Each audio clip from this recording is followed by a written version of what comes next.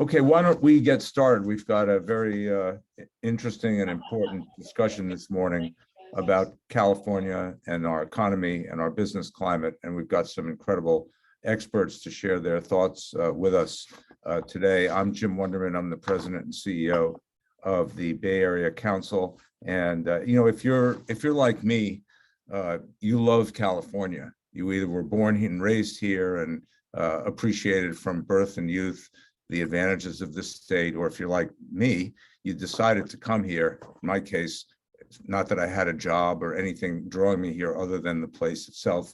I was back in 1980, and I grew up in New York. And there were songs about California, and there was beckoning and excitement. And a lot of people came to California over the next couple of generations from around the country and around the world to make California what it is. And it's become, of course, in addition to a land of wonders, it's an economic powerhouse, the fifth largest GDP in the world. But we also know that GDP is only one way to measure an economy. It's a really important way, but there are other factors. And GDP doesn't necessarily need to be divided up equally. And in this case, we've got tremendous wealth disparity, racial that affects race, profoundly in the state, and the situation is not getting better. It seems to be getting worse. And so how you experience California depends where you are and who you are and what color you are and what brought you and so forth. We're here to really look deeply into that today. And we do it with all the love for our state. We recognize there are a lot of challenges out there. On the one hand, the state is awash in cash from a fiscal perspective, largely due to the incredible GDP and the nature of our taxation system, which relies on a very small portion of taxpayers to bring in a huge amount of money to the state. But there are issues we're facing that are different or at a different level, the homelessness and crime and a housing problem that's really forcing people to question whether they can stay here or not. Businesses, given the regulations and tax structure, wonder whether California is really where they should invest more or maybe minimize their exposure. And I hear this from the members of the Bay Area Council and other business groups around the state on a regular basis, that there is deep concern and there's activity. And we've seen a lot of companies make announcements that we're going to move our headquarters, we're going to move our operations, we're going to move key people. This is, if it was just happening here and there, that would be one thing. But from my perspective, it's not just here and there. This is a big issue, and we need to be, as much as we want to promote all the advantages of California, which are incredible and many, we also want to take heed of what's going on in any business, in any organization. You want to look at your strengths and build on those. You also want to confront your weaknesses and challenges and fix problems. And so we're here to talk about that today, and we've got a great group of leaders to help us do it. So let me go about making the introductions. Joel Kotkin and Marshall Tuplansky are professors at Chapman University, and they've produced an authoritative, incisive, and exhaustive research study on these issues around the business climate and discussing California's future. Many of you probably know Joel and Marshall. They comment on lots and lots of issues and write books and do those things. And I was saying earlier, I can't really tell which one of these people is me and which one is Marshall. But I guess if I'm speaking, if you think it's me, raise your hand. Keith Knopf, who is an executive committee member of the Bay Area Council, is also, in his other life, he's the CEO of Raley's. It's a family-owned business with over 21,000 employees across our state and 3 other Western states. And in his role, Keith has a front row seat to many of the issues that California faces. He's a really thoughtful person. He's passionate, like us. He loves California, and he wants to see things done correctly. And finally, last but certainly not least, a really good friend and another executive committee member of the Bay Area Council is Jennifer Hernandez, attorney extraordinaire, partner at Holland and Knight, one of the premier land use attorneys, environmental attorneys in California. The LA Daily Journal named her one of California's top 100 attorneys.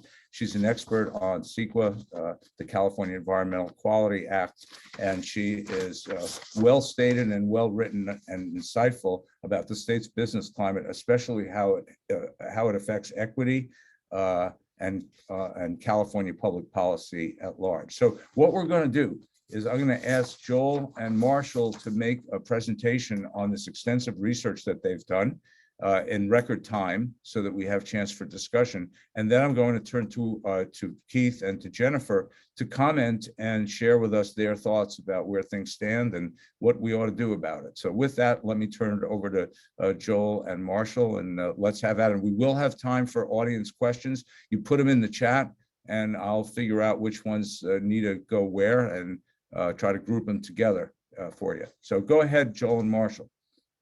I'll just start a little bit, and then we have a lot of data, but basically we share Jim's feeling about California. I've been here 50 years, so slightly after the conquistadors. So the reality is California has created an enormously successful economic model that is increasingly being challenged by other states. That's where Satchel Paige comes in. I think the state is minimizing the degree of competition from not only other countries, but from other parts of the US. So basically our basic point is the public is increasingly dissatisfied. All the poll data will tell you that. The economy is much too dependent on tech. Other sectors are weaker, and this could become a real problem if the IPOs and the tech stocks don't do so great this year. Business climate means less investment. We'll go through that. Astounding amount of investment going on in places that I've visited recently, Texas and Ohio being good examples. Out-migration, a lot of the media and the administration doesn't think there's a exodus from California. Well, it's not like the Hebrews, leaving Goshen, but 2.4 million people in net out in 20 years is not insignificant. In New York, we would say it's not chopped liver. And probably even worse, immigration is now at about the bottom in the country, which means the source of people coming into the country from other countries or the rest of the country has greatly diminished. Californians want homes. They love California. They want to stay here, but the state policy is making it very, very difficult for them to have what they want, and therefore they go somewhere else. So we think that if we don't restore the California dream, the social cohesion of the state will be in big trouble. And frankly, business is going to find it very difficult. And then here are some poll data. 72% of Californians think that housing's a big problem. 62% think homelessness is. I guess they're not living in LA or San Francisco, the other part. And 53% have talked about moving out of state. And this may be the scariest of all. Like Jim, like Marshall, like many people, I came to California because California was the future. Now 62% of Californians think its best days are behind it. Well, and let's take a look at the situation in California from the perspective of the motive power of our state's economy, and that is jobs and all of us in the business world that create those jobs. Reinforcing Joel's point about the competitive environment, while we know that we're in the middle of what appears to be a shortage of workers, in fact, if you look at it over a longer time frame, over the past 30 years, total growth of jobs in California is as much as 4 times lower than the top growing states like Nevada, Utah, and half of what it is in Texas and Arizona. This is total percent change in private jobs. Let's take a look at the jobs that are at the higher end of the scale, which is professional and business services jobs. Looking at it from 1990 to 2019 for California's key competitive states and California itself, you can see that California not only lagged all of its competitors, but actually lagged percentage growth in the United States as well.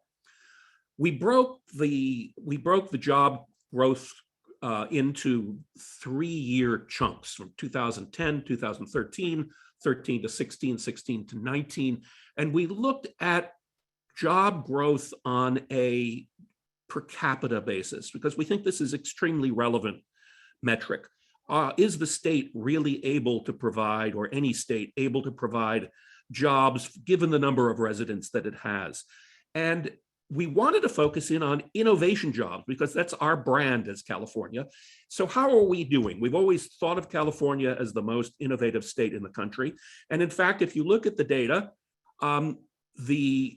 we've not done badly for each of those 3-year periods. However, we're starting to be eclipsed by other areas.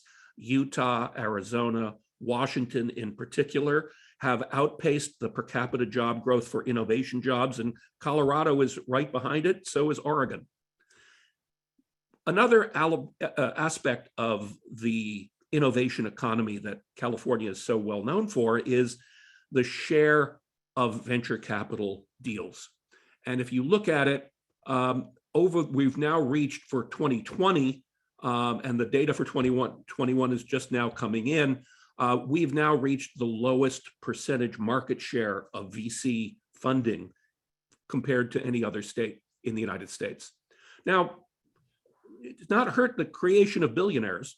If you look at the growth of billionaires and the growth of wealth in California over the past half a dozen years, California has created more billionaires than any other place. But average people are finding it very, very difficult to live here. What we did, and Joel will walk you through this, is we adjusted the median income numbers to look at what the actual cost of living is and what it actually buys you. And what we found was pretty disturbing. Joel? Yeah, I mean, just basically, thanks, Marshall. I think there are several things. One, overall, Californians actually make less money than the national average. Somewhat below that. We see that basically, if you look at it, and you'll see this in the report, for instance, African-American incomes adjusted for costs are about what they are in Mississippi. People didn't come here from the South and from the big cities to actually do worse. And this is something that is being driven predominantly by the high costs. And as Marshall talked about, the lack of good paying jobs. The combination of high costs and lack of good paying jobs is not great. Unemployment rate right now is the highest in the country. Amazing to me how little media attention this gets. I don't know, when people say this is the best economy in the country, I don't know, having the highest unemployment rate doesn't seem to be a good indicator. Basically, we have, if you don't adjust it, we have about 4.3 million people in poverty. If you adjust it to cost of living, this is done by the census, we have about 6 million people in California who are poor. There are many, many others, as much as 30 to 40%, who are on the verge of poverty. Opportunity to own a home has diminished considerably. One of the big reasons that we're seeing this change in migration, as you can see, African Americans, for instance, in California, have much, much lower rates. Those rates are even lower in the Bay Area and LA. When minority people go or live in Texas or in Georgia, their chance of owning a home is much greater. And by the way, the same thing's true of our children, the millennials. Marshall? Well, and so let's focus on what all of this means for business. California is oftentimes skewered for having a very difficult regulatory environment for business and rated consistently at the bottom of the scale.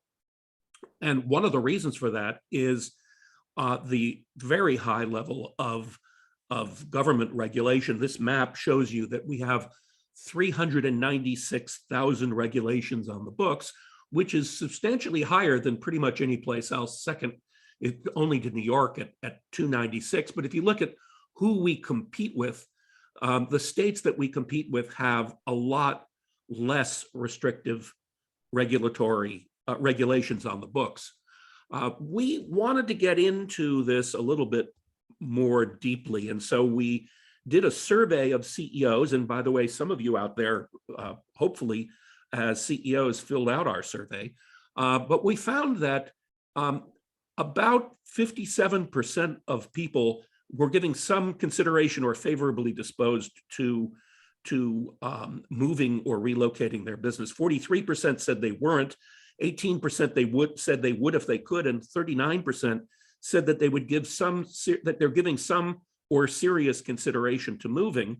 And by the way, what we found as a follow-up to that number is that 93% of people that said that they were giving serious, 93% of the people that said they were giving some consideration to moving said that they were thinking of this much more seriously today than a year ago.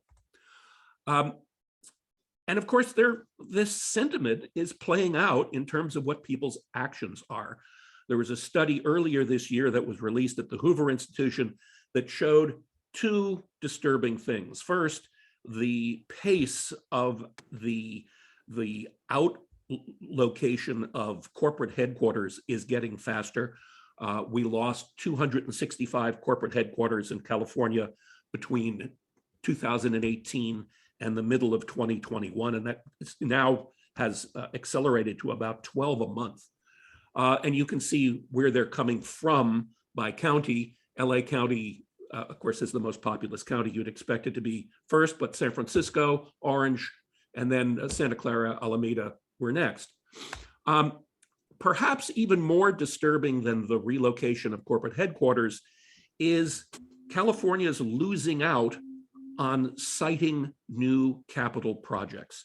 So if you look at it on a per capita basis, California's about 14 times lower than Ohio's rate of creating new capital projects, about 10 times lower than Texas.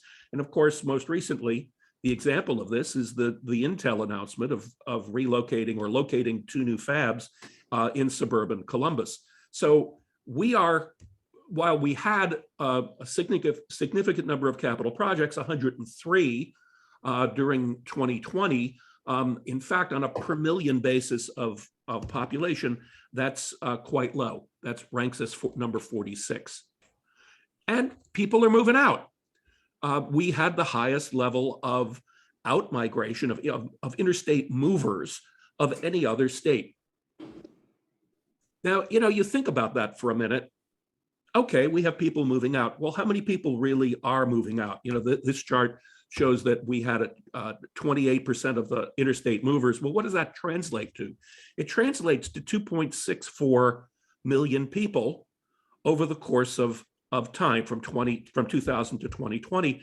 That is the size of the population of Anaheim, San Diego, and San Francisco combined. And I just want to add that this is, we've been involved in this argument and we keep being told, oh, it's just people moving, but actually the moving has been accelerating. And then very, very much parallel to where businesses are going, and the migration is to places to our greatest competitors. Texas, Arizona, Nevada have been the biggest winners. And so what's happening is, I don't think people leave California and go to Texas for the weather or the topography. They go because, particularly if you're a younger person, you want to buy a house, you want to live in a nice neighborhood, almost impossible to do unless you have rich parents or you robbed a bank. Got the next one? Here we go. And a big factor is home ownership. And the one that really you have to look at is the 25 to 34, 35 to 44. Those are the people who are at that age. Interestingly enough, we actually, over 85, we're doing better than the rest of the country, or about as well as the rest of the country. The gaps among the boomers and the are not so great. They get greater among the Xers, but among the millennials, you're talking about, let's say, 25 to 45% under the age of 45, as opposed to a national average of 38 to 58. So fundamentally, people find that they have to go somewhere else if they want to buy a house. Well, and the point also, Joel, that Joel is making that I think is worth reinforcing is, if you look at who's leaving, this is our seed corn. Yes. Right? This is the group that is going to be creating wealth that will sustain California for the next couple of generations. And so when they're leaving and they're having children someplace else, they're buying houses someplace else, they're building their fame and fortune someplace else. This does not bode well for California's next generation. And then international migration, we're seeing the same thing. Yes, migration dropped in during the Trump years, but fundamentally other states continued to have more immigration. And when we measure the foreign-born, Los Angeles has basically lost foreign-born population over the last decade. You go to places like Columbus or Dallas, Houston, and you're dealing with 20, 30% increases in the foreign-born. They are also part of what Marshall refers to as seed corn. What's made California possible has been all this tremendous energy and intelligence that comes from all over the world and all over the country. And well, that's and increasingly for the Bay Area, the source of innovation. Yes. Yeah. And for Southern California as well. So the big issue here is California has always been sort of land of youth, and this is where you can get the bright young people to work for you. Starting about last year, our working age population began to decline faster than the national average. We're aging overall about 50% faster now than the rest of the country. So we're about as old as the country now. We'll be considerably older. This is particularly true in the coastal parts of California. And obviously there's going to be a labor force issue to deal with for employers. And this is, of course, very good news if you're Golden Corral. Right. and you're in the senior buffet business, but not necessarily for the rest of the state. And then, one of the big things is that California, which really developed the system of a great education system being the basis for economic innovation, we're not actually gaining very much. We're not adding BAs that much. And the worst part is that our school systems are pretty bad. California ranked 49th in dealing with poor kids. So even as we spend more money, other states with similar demographics are actually doing somewhat better, which is inexcusable. I'll deal with this first one really quickly, but I think it's very important, which is the only place where California can grow in an affordable way is in the interior. Unfortunately, the interior faces the same regulatory regime that the coastal areas. And it seems to me that you cannot have a policy that maybe is okay or acceptable in Palo Alto or San Francisco and not accept, but also applies to Fresno. So we came up with this housing opportunity area, which is a way that Californians of the next generation can have an opportunity to own a house and maybe start a business and basically live in an affordable area. Yeah, and Joel, let me just add one thing. The policy recommendations that we've come up with are truly things that we've come up with. We recognize that in order to be effective in making change, ultimately, the policy suggestions need to come from you. We need to create a dialogue that organically bubbles up ideas and concepts that have broad support within the business community and the broader community. And so these are meant to be conversation starters, and hopefully we'll be able to work with you and the Bay Area Council to be able to get this dialogue moving in a more fulsome manner. We all know about overcrowding and problems within the state. We thought we'd put together a couple of demographic slides for you about the growth of population within Northern California to show you how, for instance, San Francisco differs from San Jose MSA, from other areas, from the outer suburbs, the outer exurbs and Central Valley.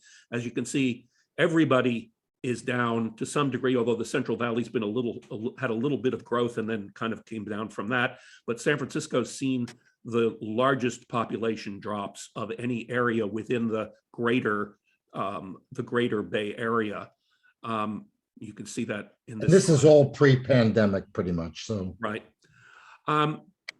One of the things that we are very supportive of and interested in is the notion of, since the world of work is shifting toward home, we need to have policies that are designed to recognize that shift and create some kind of an incentive system that that enables people to work from home and enables employers to incent their employees and themselves to work from home.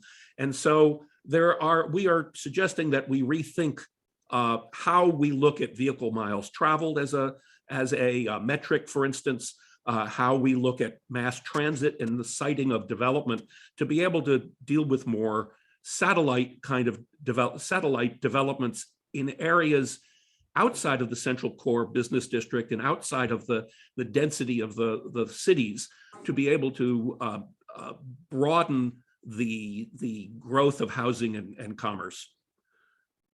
This is another thing that we're recommending. A while ago, we had the Little Hoover Commission. We had the Legislative Analyst's Office conduct, I think it was about 15 years ago, a complete review of the tax structure to be able to harmonize it and get rid of a bunch of onerous regulations. We believe that we need to do something similar again and have a complete overhaul and audit of the regulatory and tax environment for business to make it more equitable for businesses. As you know, the tax environment of the state is very heavily skewed toward personal income tax. It happens to be one of the reasons we have such large surpluses, because of exits and IPOs. But businesses still account for about 10% of total revenue to the state. And if you look at that green bar in depth, and you were to see how they vary by how old the business is, what industry they're in, I think you'd be shocked at how much variance there actually is. We just talked about this.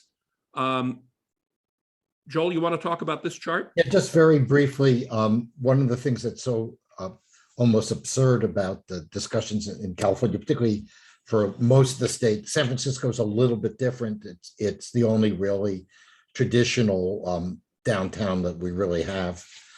Basically in LA, we've invested about 20 to $25 billion in transit, and the whole city plan is around transit. The densification will be handled by transit, and the percentage of people taking transit has dropped even as we've built a gigantic new system.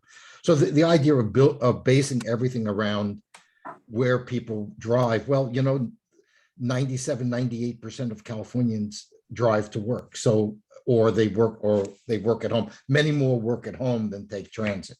Right, and that's the reason we want to retool the way we think about mass transit, the way we think about development, to be able to recognize that this work from home thing is really quite important as a trend.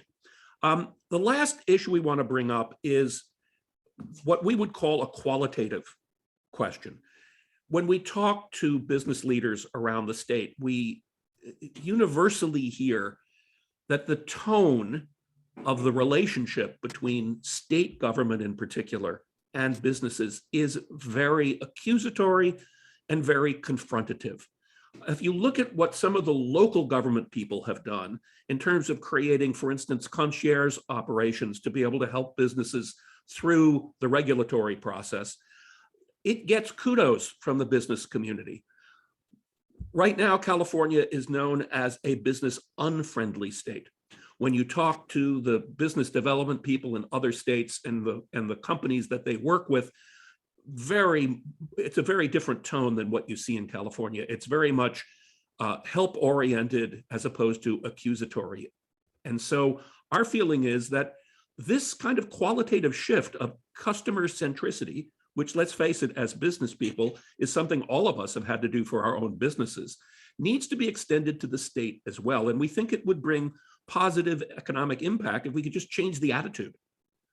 The other thing we need to do is we need to recognize that there are specific industries in California that need nurturing because they provide extraordinary future growth. These are some of them. And we think that our incentive system for growing and retaining businesses need to be focused on businesses that are going to be of strategic importance to us as a state. So right now, Joel, I think this is a great summation. You want to take us through it? Well, I mean, here's basically what we have. First of all, we are just astounded that the state government is in total denial. Even more amazed how much of our media is in total denial. I have to wonder, whether it's basically politics that you can't, because California is seen as some sort of model by many people, there can't be anything wrong with it. And if you say anything wrong with it, you're making a political message. The reality is, look at the numbers. We're not making this stuff up. We're not happy about it. Is anyone listening?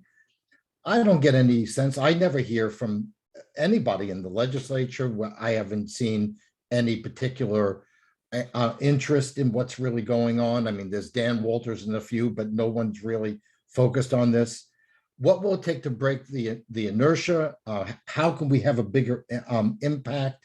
So we're trying to come up with new ways, and with the help of people like Jim and Jennifer, we're trying to find new ways of getting directly to the population.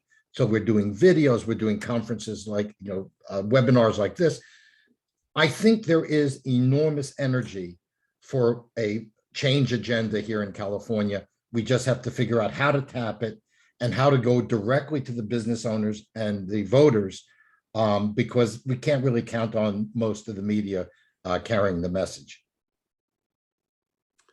Well, thank you very much for listening, and let me turn it back to Jim. Okay, thank you very much, gentlemen. That's a very comprehensive analysis, and we'll probably run this a little bit past 12 if you can stay. For those of you who can stay, if the panelists can stay, because I don't want to cut it off. I think there's some stuff to discuss here, and we're a business group. We don't want to go overtime, but there's a lot to unpack here. I would just say a couple of things on the slides very quickly. Is we agree with this. We don't necessarily agree with every point of view or every approach that you have.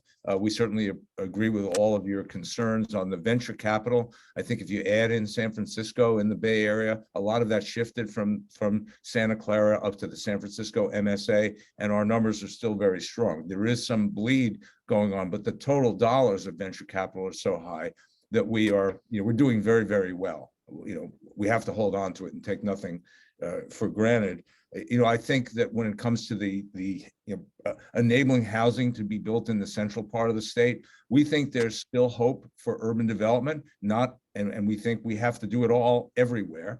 And we're excited about the notion of where building can take place much faster and much more efficiently. But we would love to see the state say, look, let's get housing built everywhere at every level, and really facilitate something. We're 3+ million units behind, and it's really hurting us terribly. Also, I'd say on the venture capital side, we've got an incredible number of unicorn and decacorn, $10 billion valuation companies concentrated in California. It's actually, the numbers are quite amazing relative to the rest of the country. So you might want to look at those numbers. That doesn't necessarily solve the problem that you laid out of losing the middle class jobs and concentrating more money in tech, because that's where these valuations are. But it is, so it may exacerbate the problem of wealth disparity in a way, but it's something that I think take consideration of. Let me do this. What we want to do is, I want to hear from Keith, and I want to hear from Jennifer, and then we want to have a conversation. And there are some questions you can either put it in the Q&A section or in the chat. And feel free to come in, and I'm going to try to cover as much as we can and group these questions. But let me turn it over to the CEO of Raley's, Keith Knopf. What's your reaction, and how do you see this, Keith, as you're making decisions about where to position your assets and grow in the future? And how does this look to you? Well, thanks, Jim, and good afternoon, everyone. I think to start with the end in mind and to validate what Joel and Marshall just shared, we've invested $300 million in capital over the last couple of years. $270 million of it went into Nevada and Arizona. So, check that slide. I have a slightly different perspective on taxes, not that they're meaningful and significant in our business decision-making, but, it's a beautiful state. We enjoy doing business here. We benefit by doing business here. Land costs, labor costs, utilities, taxes are in part the price you pay for being in a great place and serving people in a great place. So what I would share with you, and for those of you who run a business, this won't be unfamiliar, those costs set aside, and they're real and they affect decision-making, but it's the other things that make business hard to do here and incrementally more expensive to do here. So let me dissect Raley's for you real quick.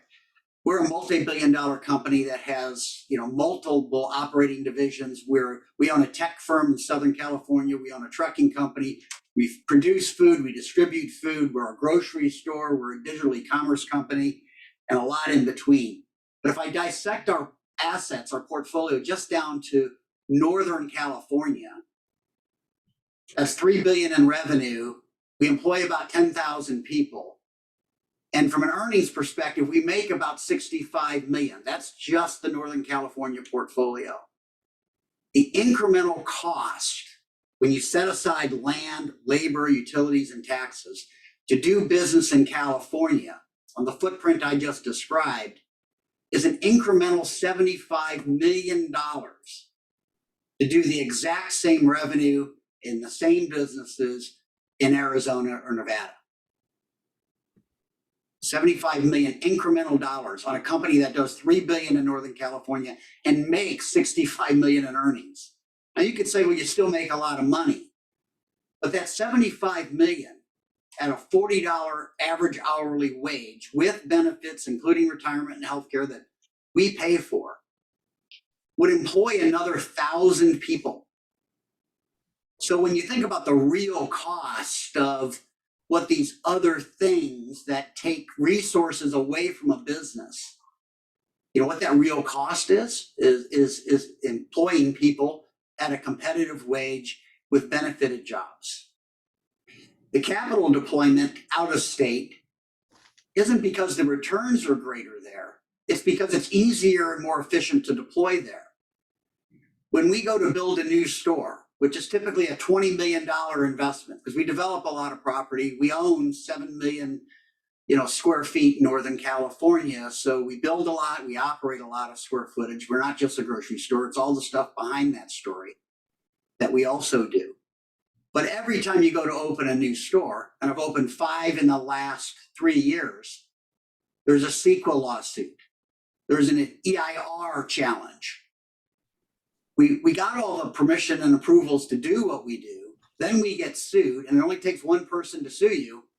Then you prevail after another $2 million and another 1.5 year delay.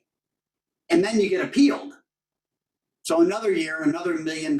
So it's $3 million incremental dollars, and it's 2 years delay in the project. Why is that important? Well, $3 million would have employed a lot of people. It's $20 million worth of construction money into the marketplace because it's locally constructed, right? And then moreover, that's 2 years delay of 150 people making $40 an hour, not having a place to work. So the real cost, the hidden cost of doing business in California really falls to people who are the wage earners. And I think that that's lost in the conversation. It's not about companies making more money. We make enough money and we can afford to secure our future and continue to grow. But the lost opportunity to California in the manner I just described is that capital was deployed elsewhere. It created jobs elsewhere. It delays our ability to create new jobs here in market, right? Because it's an inefficient use of money to do business here. And I'll give you a couple tactical examples. I'll turn it back to Jim. In Northern California, we drive 9 million miles. That's a tractor trailer moving stuff around. You can imagine, if you think about the shelf, you get an idea of what's moving around. It costs $1 more per mile for every mile driven in California than it does in Arizona and New Mexico. That's adjusting for labor. That's not the cost of the truck driver. Take that out. The operating cost to drive 1 mile in Northern California is almost $1 higher than it is in other states doing the same work. So those are some of the examples that I would ask you to be mindful of. And as we seek to inform the people who make laws and regulations, and we think about the policies, those are the things that I thought I would share today. Jim? Yeah, thanks very much, Keith. Really appreciate you sharing that information. That's real information from a real major business, and how you see it, and with the results that are happening. And I think what you talked about, near the end, you talked about CEQA and how much the cost and time involved in getting something done and what that means. So I want to go to Jennifer Hernandez, who knows this subject like nobody's business. And Jennifer, you've absolutely been on the front line of these issues, and you wrote a major paper recently called The New Green Jim Crow, which is meant to, I think, expose some of the actual impacts of some of these laws and regulations, which on the face of them are supposed to be helping the environment. They're supposed to be supporting social equity, and yet maybe not so much. Maybe sometimes we do need to look at our what we've done and see how's it actually working. And so let me turn it over to Jennifer Hernandez. I'd like to just get your comments on all of this, and then we'll have a discussion. There's a lot of comments and questions in the chat, and I'll try to do my best to get to as much as possible. Jennifer? Well, thanks very much. I think everybody probably either has heard my spiel already or has heard about it. But, the most frequent target of CEQA lawsuits is housing. The most frequent location where CEQA housing or CEQA lawsuits is brought against housing are wealthier neighborhoods. And it is an incredibly potent tool for reasons that Keith and Joel and Marshall mentioned, for people to resist what it is that we're ultimately talking about, which is, should people other than those of us who already own a home be able to live here? And I would submit that under CEQA, the presumptive answer is no, because people bring impacts. And it was funny, I had a Casablanca moment the other week when UC Berkeley lost its enrollment case, because it's like, gambling in Casablanca, people in CEQA. Well, of course, there's a statute in the education code that says students cause adverse impacts to local communities. We use these environmental terms, adverse impacts, CEQA, and now most recently climate, as frankly, I think a very, very politically effective camouflage for what amounts to keep those people who aren't already here out, make it just too expensive, and make it particularly too expensive for those not in the professional class. It got so bad, though, that it hit sort of the white YIMBY group, the Yes in My Backyard group of tech workers, and even they are priced out on housing. And so now we have some greater attention given to what they view as kind of the outrage of the latest CEQA lawsuit. But that's really what all CEQA lawsuits are about. Let's keep this out, either unless we get what we want, whatever the special interest is, or altogether because we really don't want change.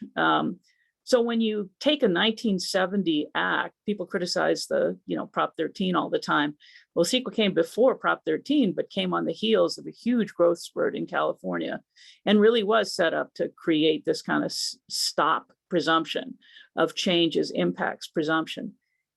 But over the years, we sort of got, okay, fine, we'll mitigate this. We can't do that. We don't want to cause, call traffic congestion itself an impact. We can make that change. And then climate hit. And climate is something that, of course, there is global warming. It is caused, at least in some measurable and significant degree, by human activity. This is not a denialist speaking to you. This is a Berkeley Democrat. But climate has become this perfect foil for why we don't want growth. And I guess I'll just give you one example of that. We measure greenhouse gas emissions by what we create in California. We consume electricity. We fill the pump, fill up at the pump. We burn natural gas. That's what we do in California. If we do those exact things not in California, and a good example is if we make cement in China, well, my goodness, that's no greenhouse gas here, even though it's made with a coal-fired grid with coal and then trucked over with or tanked over by bunker fuel. But it's not our greenhouse gas. We need to shut down cement here. I don't represent cement makers. I'm just using it as an example. So climate action plans, which sound lovely, and in fact are, fine policy ideas, are set up to count greenhouse gas inside the boundaries of a city.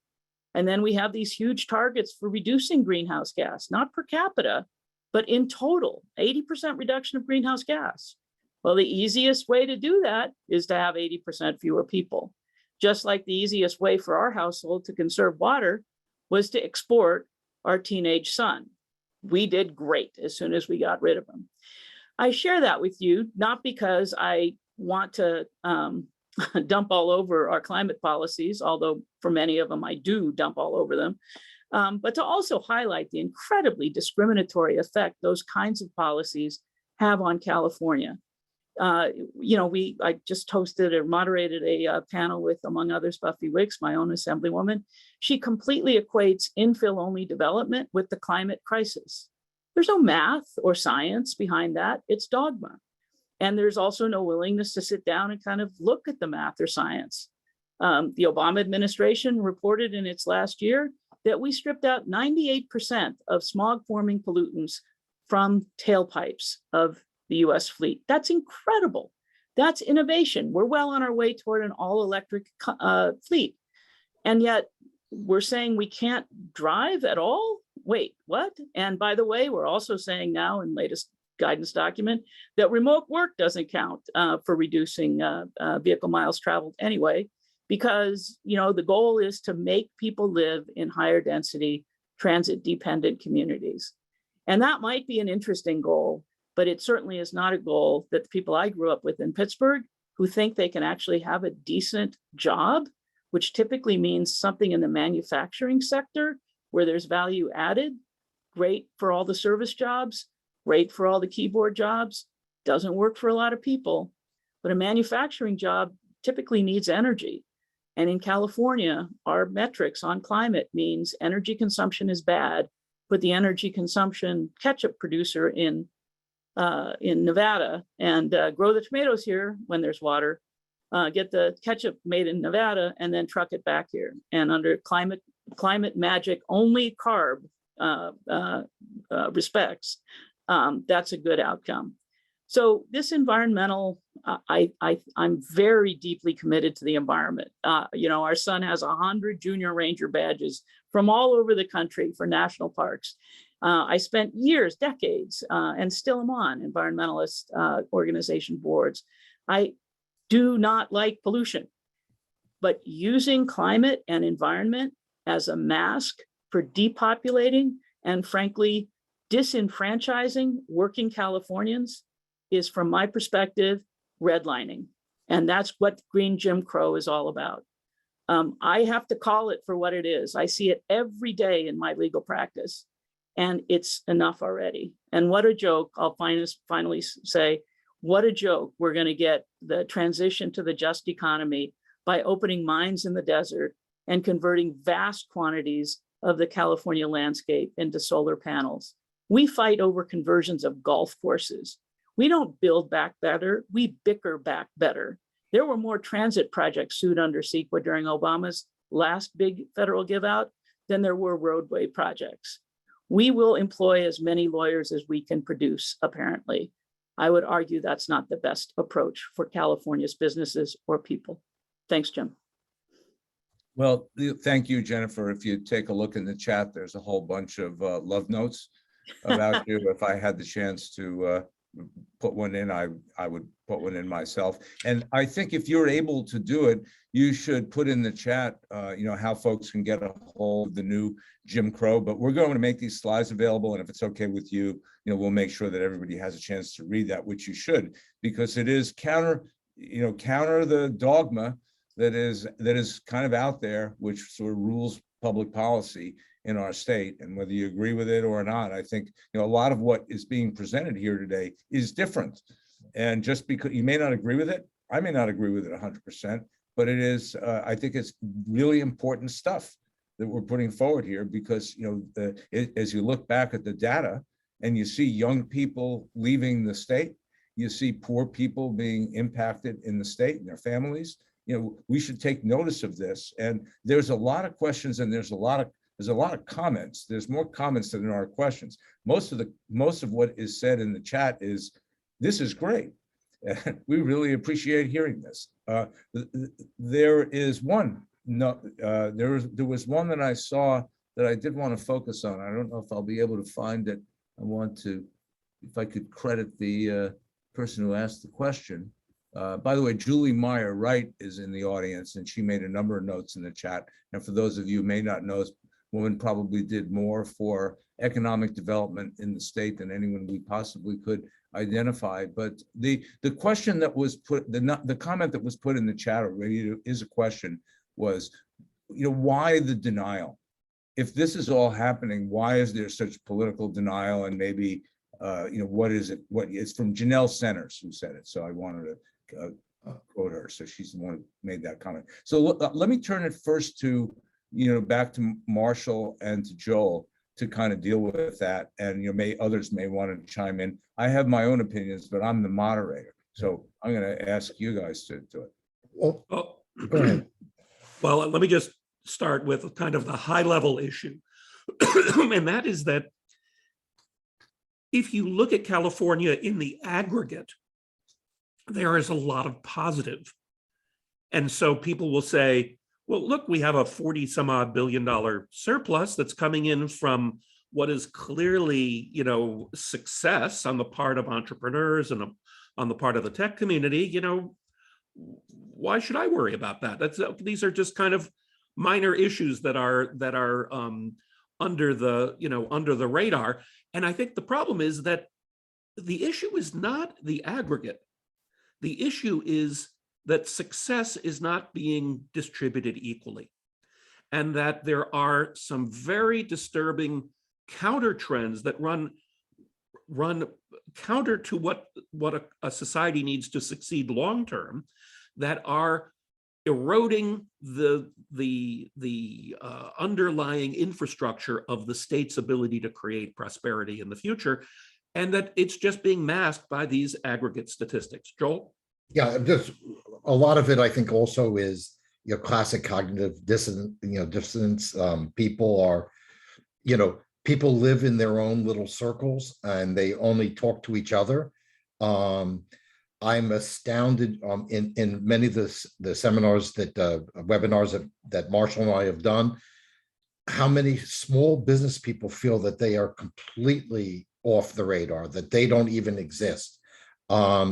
And I have to say, a lot of it I would aim at my own profession, or where I made my living most of my life, which is the media. We don't cover what's going on in California. We don't cover, the high unemployment rate. We're not covering highest rate of poverty. Yes, you get political coverage of that degree, particularly from the right. But I don't understand it. If we had a Republican governor, you don't think the San Francisco Chronicle and the LA Times would be incensed about our unemployment rate? I mean, so I just think that we just, some of it's political, some of it's class, some of it's people who live in a particular bubble and just don't see what's around them. How anyone can say that the idea of people migrating out, or the businesses migrating out, is not an issue go to any restaurant in California and talk to people and just ask them, what are they thinking? Look, you have to be an incredible screw up to chase people out of the greatest place in the world. You really have to work at it. And unfortunately, that's what our political leaders are doing. Well, a lot of people came to California over a fairly modest period of time, and maybe a lot of what we're seeing is a consequence of a lot of fast growth and not good planning, not really well thought out. And then you've got the feelings that people have, which are powerfully ideologically oriented feelings. Jennifer called it dogma, which has sort of replaced what I would call common sense.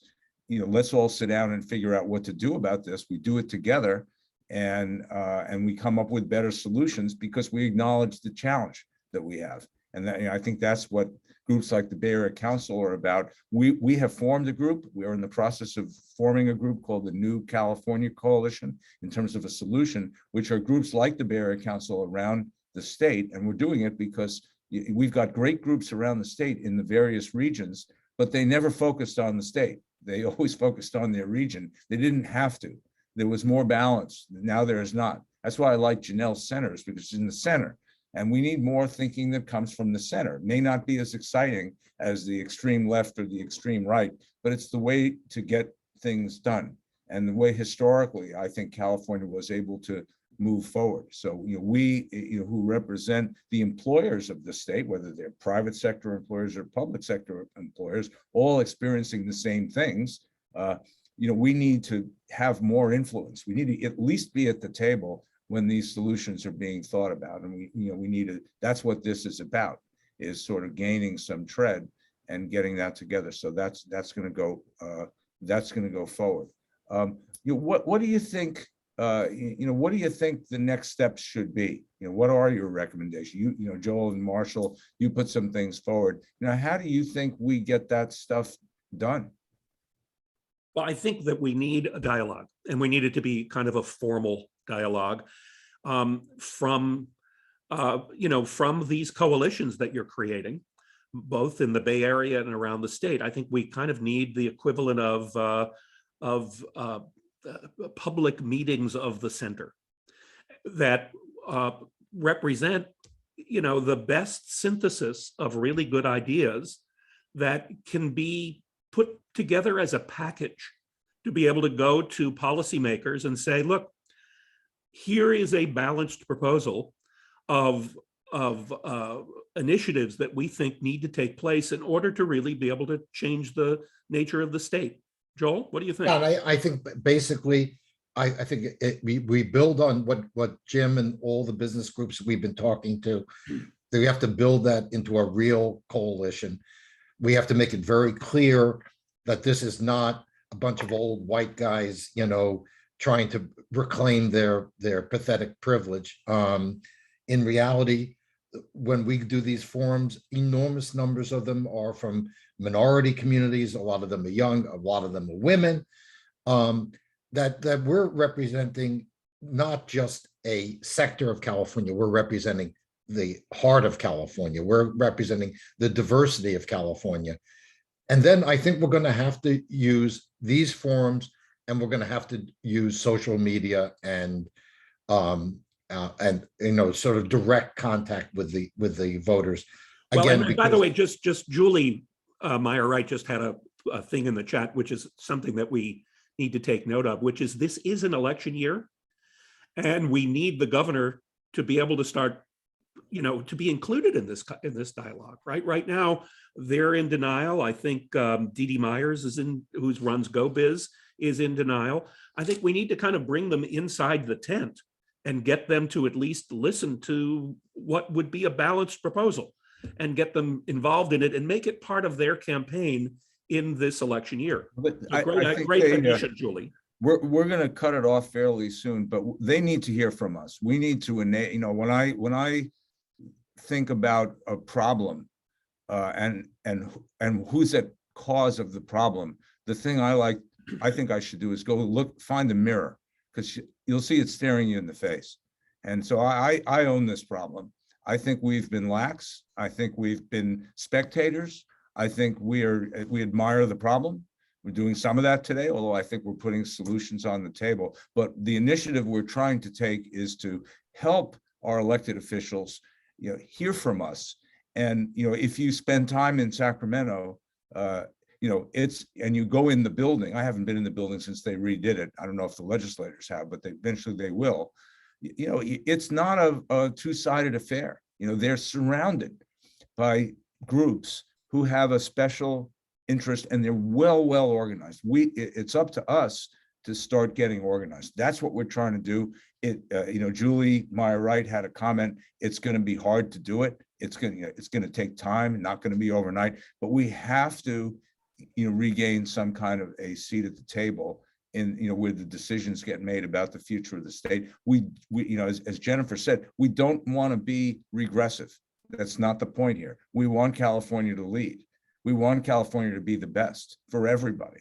We want to make sure our group, the leading groups within our group, are actually the California Hispanic Chamber of Commerce, the African American Chamber of Commerce, the Asian American Pacific Islander Chamber. So these are the leading groups, because this affects their members, especially the small businesses, which are 99% of all businesses, that are really struggling, not just through this pandemic, but just in general, as people are, as our population is changing and so forth. So we really need to think differently about this and act differently about it. And we're trying to do it. And we will send information to everybody who signed up about this, to get involved if you're interested or to find out more information. But we've got, we're sort of just starting out on this mission. But it's, and there's a long road to go, but we're excited about it. I think I'm going to stop it here because, people are starting to sign off. They have their lunch plans. I think we covered the subject. The responses were,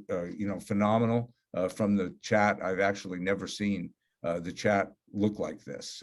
It's usually more like questions, and here it's more like, how do we do this? How do we get this done? So I want to thank Joel and Marshall. Thank you. For taking this on. Thanks, everyone. And, I think it's phenomenal work, and, it's continuous work. You don't just stop here, you go on, but you've done an amazing job. I want to thank Keith for your leadership and being a real partner in the community, which you absolutely are. You just do great. And Chelsea Minor, Keith's top associate, who's absolutely wonderful. And Jennifer Hernandez, we all love you.